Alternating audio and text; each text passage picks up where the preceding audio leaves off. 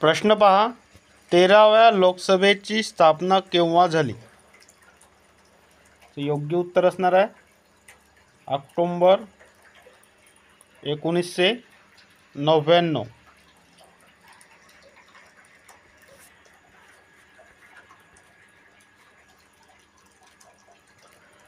पुढील प्रश्न बघा, होम रूल चळवळीचे संस्थापक कोण होते? तर योग्य उत्तर असणार आहे ॲनी बेझंट आणि बाळ गंगाधर टिळक.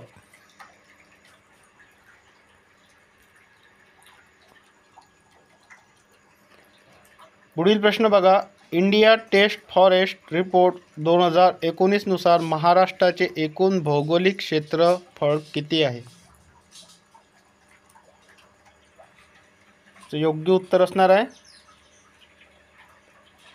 3,77,013.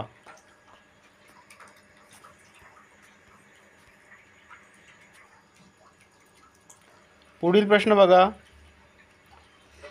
जनगणना 2011 नुसार गोव्यातील शहरी लोकसंख्येची एकूण टक्केवारी किती आहे? तर योग्य उत्तर असणार आहे 62.17%.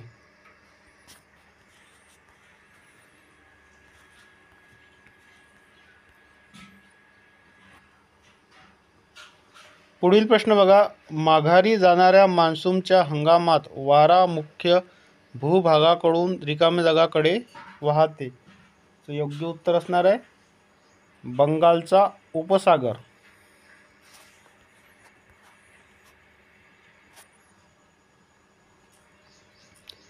पुढील प्रश्न बघा, India state of forest report 2019 नुसार TOF जंगलाबाहेरील झाडे असलेल्या भागासह महाराष्ट्र जंगलातील एकूण कार्बन साठा किती आहे? इथे योग्य उत्तर असणार आहे 440.51 दशलक्ष टन.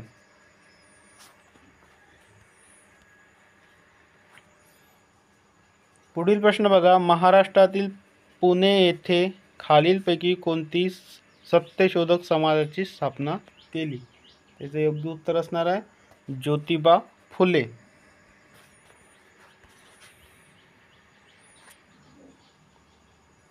पुढील प्रश्न बघा, माघारी जाणाऱ्या मान्सूनच्या आगमनापूर्वी हवेतील आर्द्रतेमुळे हवामान उष्ण व दमट होते.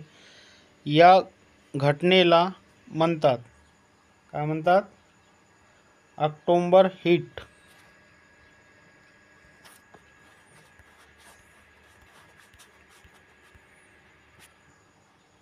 पुढील प्रश्न बघा, राखीगड हे सिंधू संस्कृतीशी संबंधित असलेले एक पुरातन स्थळ असून ते सध्याच्या रिकाम्या जागा येथे स्थित आहे.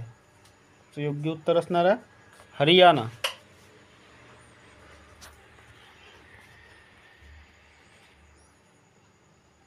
पुढील प्रश्न बघा, इंडिया टेस्ट फॉरेस्ट रिपोर्टनुसार 2019 महाराष्ट्रातील RFA नोंदणीकृत वनक्षेत्रामध्ये किती वनक्षेत्र आहे?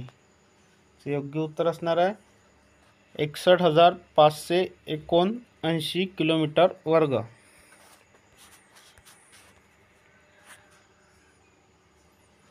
पुढील प्रश्न बघा,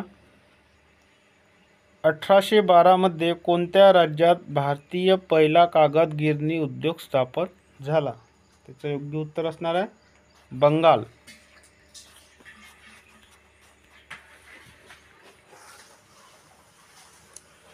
पुढील प्रश्न बघा, खालीलपैकी कोणी संसदेत 2022-23 च्या केंद्रीय अर्थसंकल्प सादर केला? तर योग्य उत्तर असणार आहे निर्मला सीतारामन.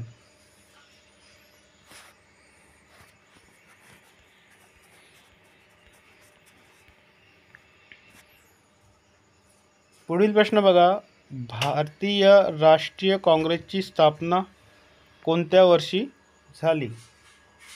योग्य उत्तर असणार आहे 1885.